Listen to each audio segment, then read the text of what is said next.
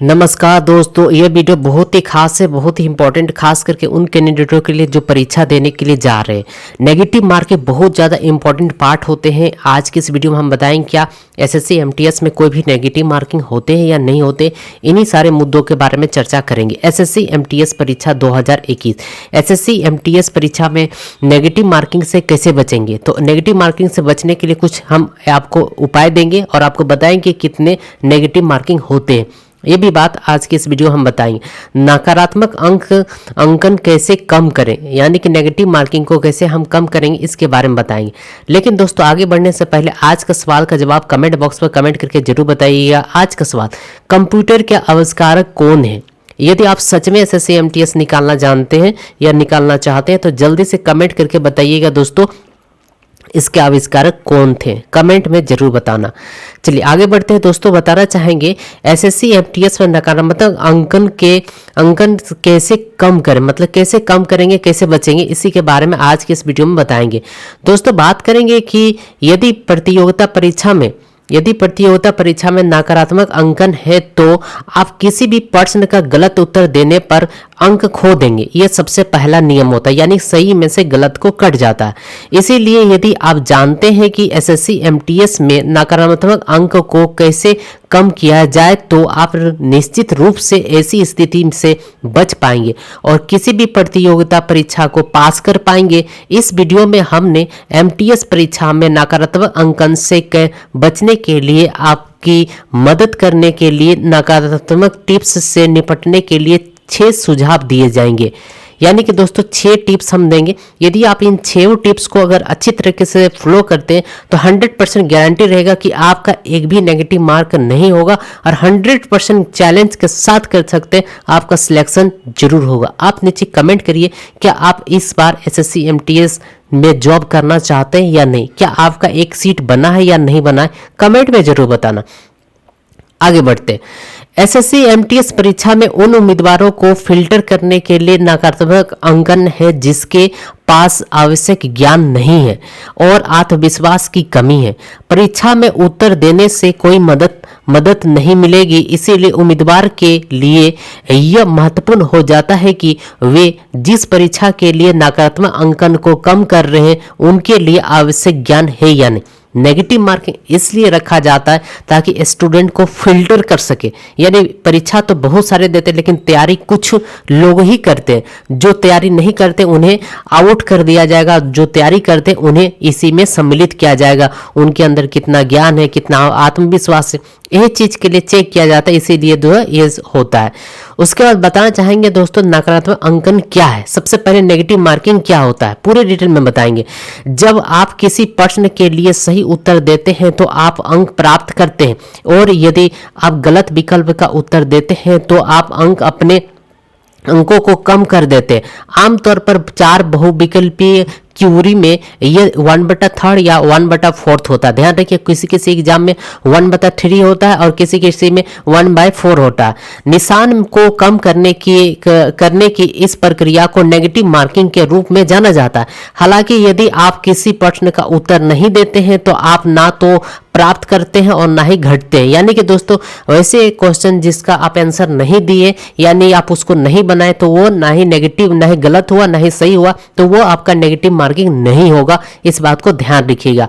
आगे बढ़ते हैं, एमटीएस परीक्षा में नकारात्मक अंक से कैसे निपटे, कैसे बचेंगे। आइए दोस्तों इसके बारे में समझते हैं डिटेल्स में। नकारात्मक अंक के कारण एक उम्मीदवार एमटीएस परीक्षा में अपने अंक खो देता है। तो अब सवाल यह है कि एमटीएस एग्जाम में नेगेटिव मार्किंग से कैसे निपटे। आपको इसके लिए चिंतित होने की आवश्यकता नहीं है क्योंकि हम यहाँ आपको बता रहे हैं कि एमटीएस परीक्षा में नेगेटिव मार्किंग से कैसे निपटा जाए। आप चिंता बिल्कुल भी ना करें दोस्तों। यदि आपको समझ में नहीं आ रहा तो वीडियो को कंप्लीट जरूर से जरूर देखते रहिएगा। सबसे पहले बताना चाहेंगे उन प्रश्नों के उत्तर देने से बचें जिनके लिए आप निश्चित नहीं है। किसी भी प्रश्न का उत्तर अनुमान से ना दें क्योंकि यह गलत हो सकता है। पिछले वर्ष के पेपर को हल करें, तनाव बिल्कुल भी ना लें और सबसे पहले आसान प्रश्नों का प्रयोग करें।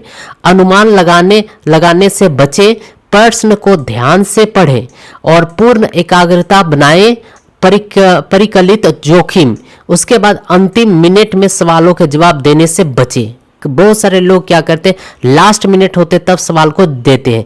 तो यहाँ पर आइए दोस्तों, 6 टिप्स को आपको यहाँ पर दे रहे हैं। 6 टिप्स को ध्यान से देखिएगा, 6 टिप्स काफी इंपॉर्टेंट होने वाले। तो सबसे पहला टिप्स आप यहाँ पर देख पा रहे, उन सवालों के जवाब देने से बचे जिनके लिए आप निश्चित नहीं है। किसी भी प्रश्न का उत्तर अनुमान से ना दें, क्योंकि यह गलत हो सकता है। शांति से प्रश्नों को हल करें और चिन्हित करें, यह अनुशासन की जाती है।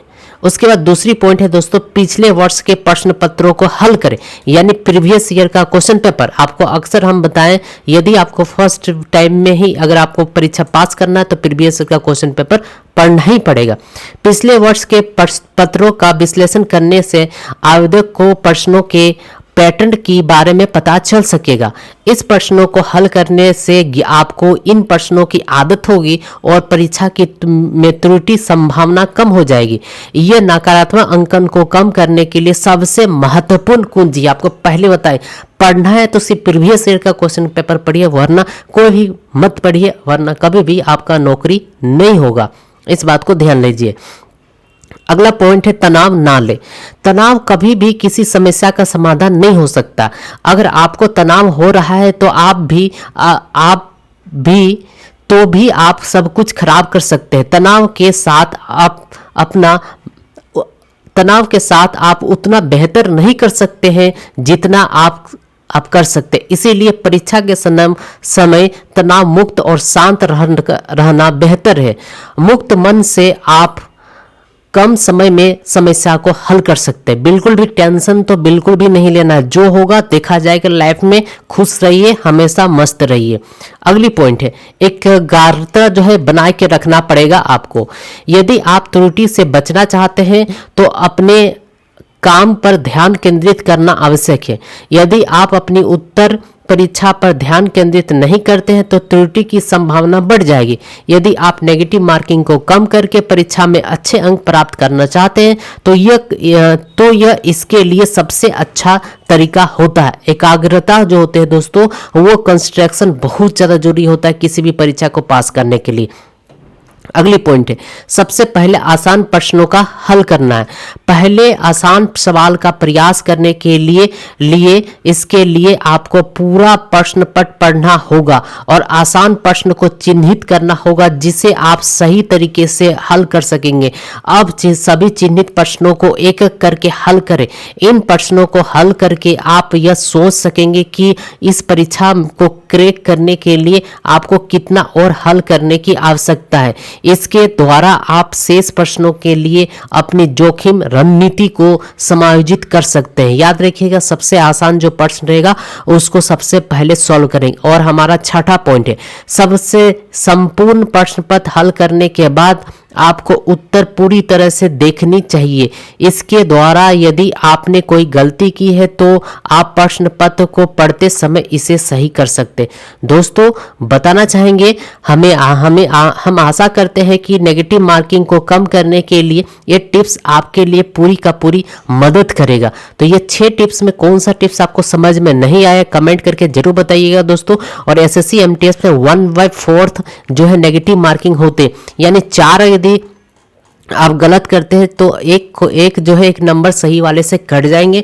इसीलिए गलत करने का बिल्कुल भी कोशिश ना करें दोस्तों। यदि फिर भी किसी भी प्रकार का कोई भी अगर आपको समस्या होते हैं तो सीधा का सीधा आपको जो है डाउनलोड कर लेने हैं दोस्तों call me for app. Simply play store में जाइए, डाउनलोड करिए कॉल मी फॉर ऐप और इसमें आईडी को क्रिएट करिए। क्रिएट करने के बाद सर्च बटन पर आ जाएंगे, सर्च करने स्टूडेंट रिसर्च। जैसे स्टूडेंट रिसर्च सर्च कीजिएगा हमारा आईडी आ जाएगा। सिंपली आपको हमको कॉल करके बात कर लेने हैं ना, काफी आसान।